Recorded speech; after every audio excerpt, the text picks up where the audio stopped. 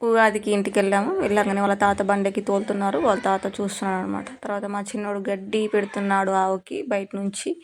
ఎందుకంటే దగ్గర పోతే అది పొడుస్తుందని అని భయం. ఎందుకంటే వాడు చిన్నగా ఉన్నప్పుడు ఒకసారి పొడిచింది. ఆ భయం ఇప్పటికి పోలేదు. అలాగే బండి కూడా నెక్స్ట్ డే పడేశారు ఉగాది రోజు మా మామ బండి. ఇది ఉగాది రోజు అనమాట. మా అత్తమ్మ పనులు చేసినాక ఇస్తరాకులు కుట్టమన్నది. అంటే మర్రి ఆకులు తీసుకొచ్చాను అంటే చూసి కుడుతున్నాను. నేను ఎప్పుడు మా నాన్న చిన్నప్పుడు కుడుతుంటే చూశాను. అదే పద్ధతిలో ఫాలో అయ్యాను. కాకపోతే ఆకులు లేతగా ఉన్నాయి. ఆకులు పగిలిపోతున్నాయి. దాంతో పాటు డొప్పలు కూడా కుట్టాను. మన ఉగాది పచ్చడి తాగడానికి. మా పెద్దోడు యోనపాకు కడుతుంటే వాళ్ళ తాత అలా అరేంజ్ చేశాడు. తర్వాత తీసుకెళ్ళి పైన గేటుకి కూడా కట్టాడు. తర్వాత వాళ్ళ నాయనమ్మ పూజ చేసింది. మంచిగా దండం పెట్టేసుకొని తర్వాత ప్రసాదం కూడా పెట్టిందన్నమాట. డొప్పలో ఎలా తాగాలో నేర్పించాను. మా చిన్నోడు తాగుతున్నాడు అనమాట. అలా కొంచెం కొత్తగా అనిపిస్తుంది కానీ అన్నీ తెలవాలి కదా. తర్వాత మా అత్తమ్మ ఆవులను కడిగింది. ఆవులను కడిగి ఆవులకు పూజ చేసి పొట్టు పెట్టేసింది. అవి మంచిగా గడ్డి తిని మంచిగా హాయిగా పడుకున్నాయి అనమాట. వీడియో నచ్చితే లైక్ చేయండి. Thank you.